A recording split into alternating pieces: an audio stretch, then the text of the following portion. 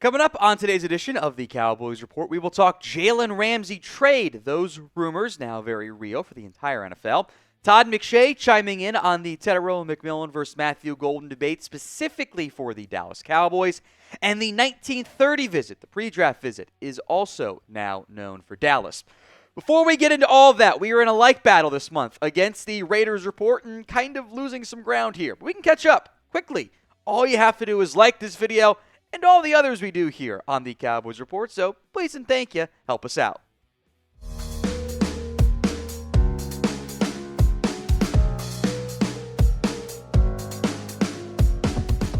Let's begin with the latest on Jalen Ramsey. Turns out Slick Rick / Pretty Ricky, it's the same guy, Dog Abby, I guess, was right again. The Dolphins and Jalen Ramsey are exploring their trade options very early this morning, 7 a.m. Eastern time, when I think a lot of us were asleep, if we're being honest here.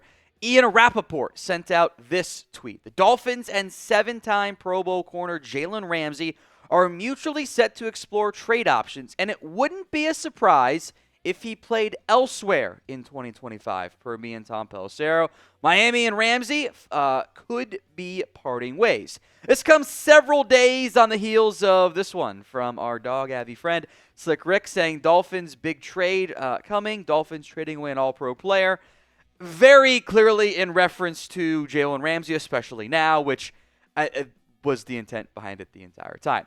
Ramsey, although probably not as good as he was at his absolute peak in his prime, the best version of him with the LA Rams that was, I think, for the most part, maybe the undisputed best corner in the NFL. And I think there's dispute over that and probably isn't viewed as the best corner in the NFL anymore. Ramsey is still a fantastic football player.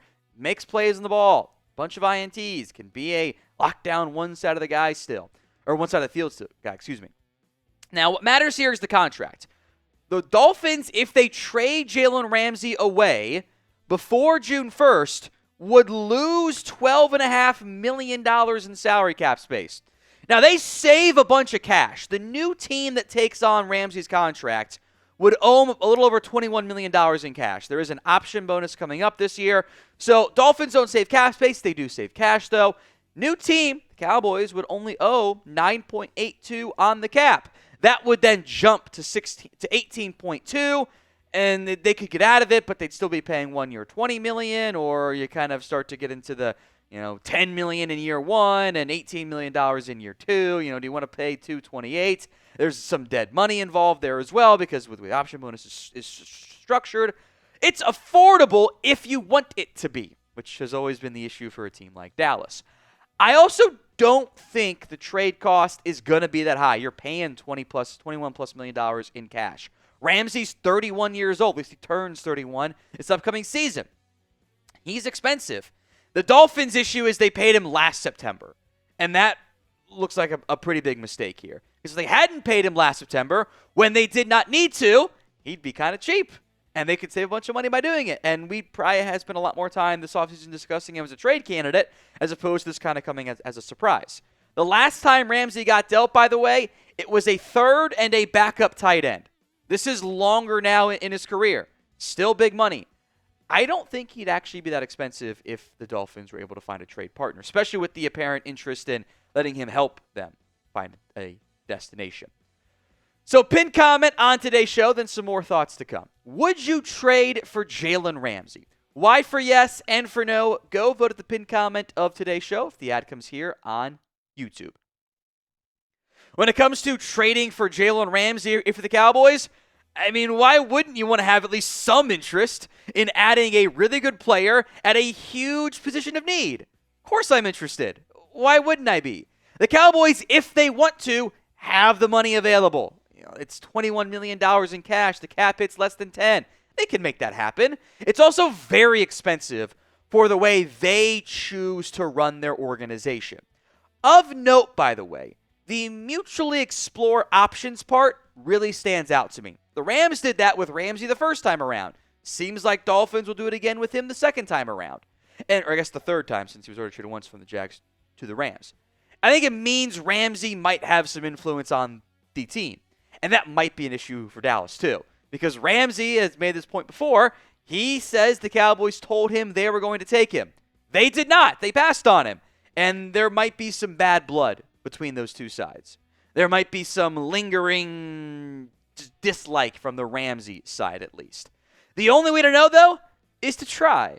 So why wouldn't you pick up the phone and call? You have the money. The cap hit is not that dissimilar from what you maybe would have had to do to keep Jordan Lewis. The cap hit's lower, the cash is higher. But, come on. Why not call? What's the downside to at least trying? Today's show is made possible by Game Time. Game Time makes getting tickets faster and easier, even for hard-to-get playoff seats. Prices on the Game Time app actually go down the closer it gets to tip-off. With killer last-minute deals, all-in pricing, views from your seat, and their lowest price guarantee, Game Time takes the guesswork out of buying NBA playoff tickets. You can get up to 60% off buying last minute for sports, concerts, comedy, theater, etc. Not just NBA playoff, but MLB games, future Cowboys games, and of course, non-sporting events as well. The Game Time guarantee is this. If you find tickets in the same section and row for less, Game Time will credit you 110% of the difference. Download the Game Time app, create your account, and use code CHATSPORTS for $20 off your first purchase. Terms apply. But again, create your account, redeem code CHATSPORTS, CHATSPORTS, for $20 off. Link will be in the comment section and the description of today's show. Terms apply, but check out Game Time today and get $20 off using promo code CHATSPORTS. Let's move to the draft now with Todd McShay saying he thinks the Cowboys would take Tetarioa McMillan over Matthew Golden. He was on the Mina Kimes show. Asked, this is the pick for the Cowboys. T-Mac and Golden, where you going? McShay was kind of torn, but said in the end, quote, I'm happy if I'm the Cowboys. What the Cowboys will very likely do in that scenario, if it's down to those two picks, is take Tetarioa McMillan. You've got your difference maker on the other side. You look for a big one-on-one guy in Tet. Jump balls, going to be a great route runner in year one. You continue to develop him in that area. I would take Matthew Golden in most other circumstances. This is a Dallas thing specifically with their offense, their weapons, and Dak's style. It's kind of interesting to see McShay argue for the fit side of McMillan over Golden, since I've seen a lot of the opposites of Golden's the better fit because he's fast. I'll say this, I think both guys fit well in Dallas. Either be big or be fast. I think you need one of those two things. I don't need another, 6'1", 6'2", 4'5" guy. I need to be taller than that or faster than that. And both guys fit that mold. I would take McMillan. He has been way more productive. He is not slow. He does generate some separation. He's actually more dynamic after the catch by a pretty significant margin, McMillan is, than what Matthew Golden is. But Golden is the better route runner. He is far faster, even just play speed, not just time speed either. But he also hasn't had the same level of production. There's different strengths and weaknesses for both guys. You can make a real argument for either of them. So pick a wide receiver. TM for Tetarioa McMillan, MG for Matthew Golden. Let me know in the comments section of today's show. Now, I do want to make a quick note here, and we did something similar for Mel Kiper. I think it's important to always keep this in mind. Frankly, Todd McShay has never been a great mock drafter. And in general, mock drafting is very hard. You can have good intel, but you got to figure out who goes where, and if you get 10 picks right in a mock draft, you did a great job. You don't normally get 10 picks right, and that's still batting a third. It's like baseball, it's not great averages. Of note, knowing he didn't do a mock draft last year because he wasn't with ESPN anymore, his last correct Cowboys pick was all the way back with Ezekiel Elliott. And also of note, by the way, and we'll probably do a video on this, of the ESPN 3-round mock draft with Mel and Field Yates going back and forth. Mel actually had the Cowboys taking Matthew Golden that one. Had a Marion Hampton there. Maybe listened to his co-worker Todd McShay, or to Todd Archer, and is now off the Marion Hampton trade. Just of note.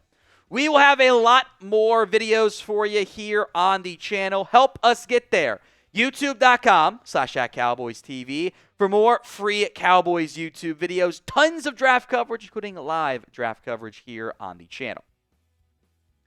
We have the 19th 30 visit now known for the Dallas Cowboys. It is Toledo defensive tackle Darius Alexander, who is a kind of unique prospect in this year's class. Alexander is not the most productive.